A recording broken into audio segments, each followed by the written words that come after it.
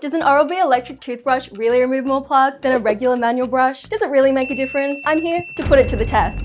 I've got this plaque disclosing tablet that's literally going to dye the plaque in my mouth red that's left over behind, so we can compare the regular brush with the Oral-B electric.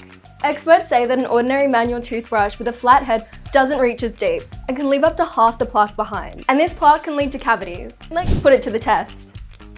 Wow, my teeth look insane.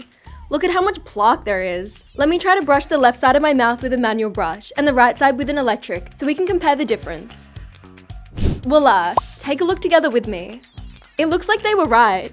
There is so much plaque left behind on my teeth where I brushed with the ordinary brush, especially down the bottom. But you can see on the right where I brushed with the Oral-B electric, there's almost no plaque left behind. It's so smooth and clean. Oral-B created an electric toothbrush with a round head, so we can get onto each tooth gently and individually, getting into those nooks and crannies, removing up to 100% more plaque than an ordinary brush. These results are amazing, and they definitely speak for themselves. Don't forget to use this together with the Oral-B paste to help prevent cavities. Switch to Oral-B.